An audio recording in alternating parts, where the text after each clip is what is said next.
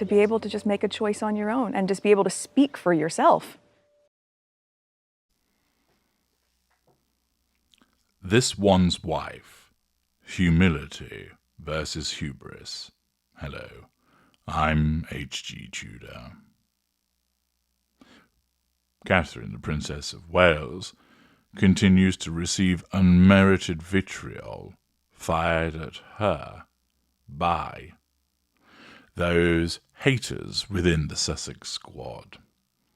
They fail to comprehend what she is, viewing her behaviours through a jaundiced lens, failing to take into account the evidence of her behaviour. Instead, they deem that it is appropriate to treat her in such a fashion in order to support this one's wife, also failing to see the hypocrisy of their actions when they defend this one's wife against what they see as unmerited attacks, and then go and engage in unmerited attacks themselves. After all, we're not surprised by this because they're not particularly bright. Maureen Callahan, writing for the Daily Mail, provides us with a useful examination of the differences between Catherine and this one's wife, the juxtaposition of humility against hubris. For true royal decorum, look no further than the re-emergence of Catherine, Princess of Wales. After months of quietly undergoing chemotherapy, having famously declared a retreat from public duties, the princess announced just last Friday that she was feeling well enough to attend Trooping the Colour ceremonies the following day. Rather than indulge, as a certain Duchess tends, in victimhood, self-pity, oversharing, and navel-gazing, the princess expressed gratitude, humility, and a desire to celebrate with her family and the king, himself enduring his own cancer battle. Pausing there, that shows the stark contrast between the empath who engages in the expression of gratitude, humility, and a desire to celebrate with her family and the king. It exhibits her empathic traits of decency, of compassion, of caring. Whereas that is to be contrasted with the behaviour of this one's wife, taking refuge in victimhood. It's never my fault, I'm always the hard done to. Self-pity, again, for the purposes of doling out pity plays to make people feel sorry for her. Oversharing, absence of boundary recognition and sense of entitlement. Alongside a new photo of Kate standing alone in a lush wooded green looking up towards the sun, in a spirit of health, renewal and optimism, a statement read, "I've been blown away by all the kind messages of support and encouragement over the last couple of months. As anyone going through chemotherapy will know, there are good days and bad days. On those bad days you feel weak, tired, and you have to give in to your body resting. I'm learning how to be patient, especially with uncertainty." Kate went on to write that, "I am not out of the woods yet." This is a remarkable admission for a woman who is quite obviously a perfectionist, who rarely sets a foot wrong, whose public presentation is ever immaculate, whose 3 young children are astonishingly well behaved. Kate Middleton, for the first time, has shared her fears and vulnerabilities, perhaps even a tendency towards impatience. How human, how honest. She began not with her own sorrows, demonstrating she's not self-absorbed, but with a note of thanks, before commiserating with her fellow travellers. It was a jolting yet very welcome announcement. Now, of course, as Kate's sudden return generated global headlines, the supporters of Monty Shitshow's despoiling Duchess seemingly couldn't allow her ailing sister-in-law the spotlight. Yes, this one's wife, more stubborn than kudzu, popped back up again, or rather a surrogate did. Of course, while there's no way to know if this one's wife had any awareness of this latest stunt, it certainly felt woefully predictable. Maureen Callahan being overly generous there. We all know that this one's wife orchestrated it because Nacho Figueres is a member of the coterie and therefore will undertake her bidding in order to assist her in a failed attempt to upstage Catherine. Hours before Kate's appearance at Saturday's parade, Harry's great pal Nacho Figueras posted a jar of American Riviera Orchard Jam, a new flavour, a limited edition, 2 of 2 the jar read, with that basic muslin wrap and cloying hand-tied bow. Hey, at least this label wasn't peeling. Figueras also posted a jar of dog treats, which looked to be labelled with this one's wife's ostentatious calligraphy. And it's all led to a rather well-deserved backlash, not just over the timing, but over the content itself. This one's wife, after all, is the same woman who recorded Harry's marriage proposal on her iPhone and used that footage in their Netflix docu-series. Lack of boundary recognition? Triangulation.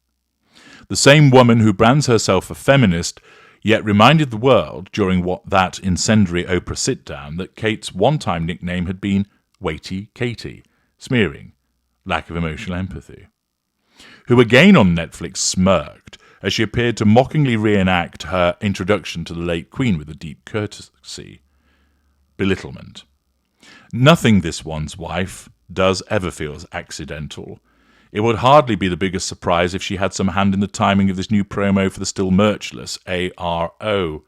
And if so, then how did this one's wife, who became the Duchess of Hertz at last year's Women of Vision Awards, lecturing the crowd about the importance of daily acts of service, in kindness, in advocacy, in grace and fairness, not see that this would be an epic faceplant? Well, pausing there, she doesn't see it because she's blinded by her narcissism, Maureen. If you were to understand that, you'd understand so much of why this one's wife does as she does. Catherine, Princess of Wales, bravely fulfilling a public duty amid chemotherapy, versus sweetmeats and dog treats on Instagram. It's enough to make you wonder, has this one's wife lost her touch? Well, I've suggested that it very much demonstrates that she's scraping the very bottom of the barrel. Remember, everyone, be kind. Remember, too, when Kate was convalescing after surgery in January, followed by the clatter around Photoshop Gate in March, this one's wife decided to launch ARO, posting an old-timey video of herself in the kitchen that seemed from afar in a voluminous black ball gown, all set to perversely Nancy Wilson's classic I Wish You Love. Days later, when Kate announced to the world that she had cancer, Harry and this one's wife, so estranged that they learned this news along with the rest of us, wasted no time issuing a press release. We wish health and healing for Kate and the family, their statement read, and hope they are able to do so, privately and in peace. Ha! This one's wife and the word peace seem at great odds, do they not?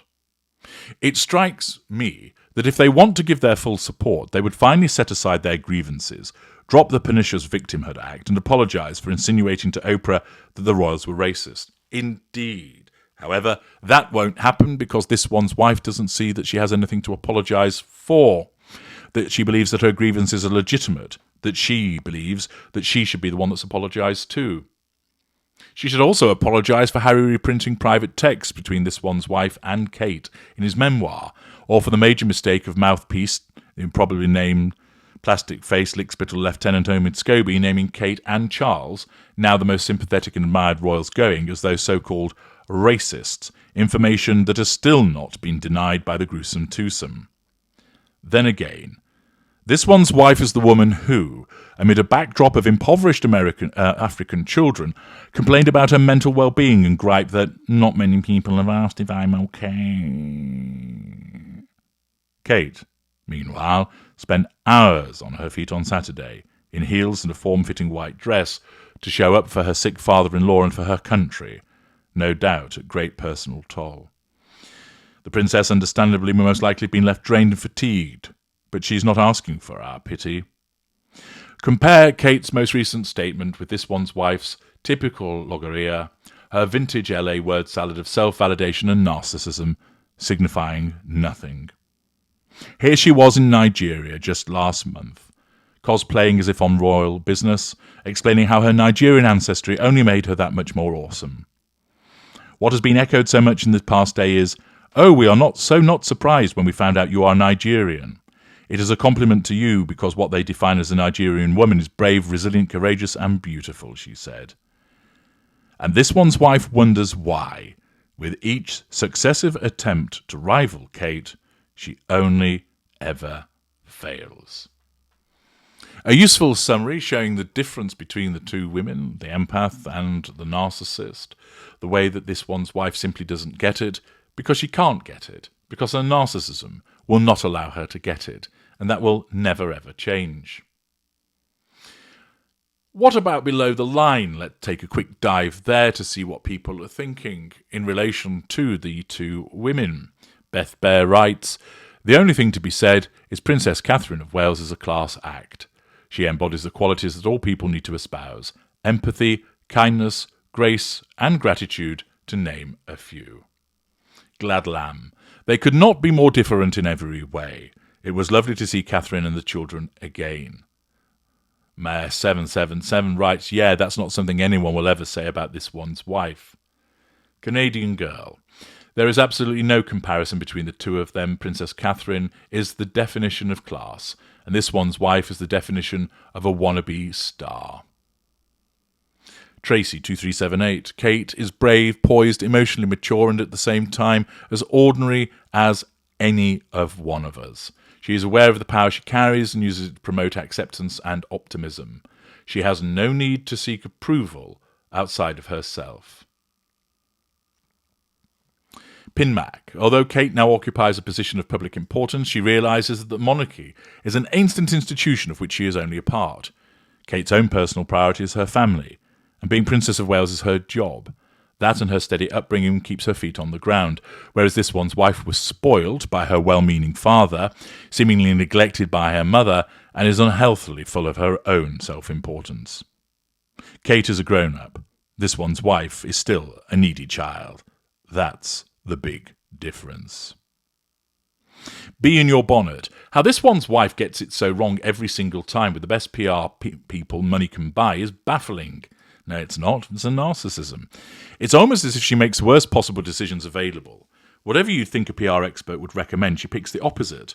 I think she thinks she knows more than anyone else. Well, she does, because she believes that she is always right, driven, of course, by her narcissism."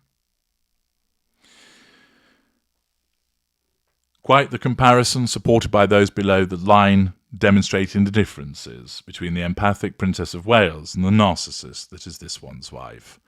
I'm H.G. Tudor. Thank you for listening.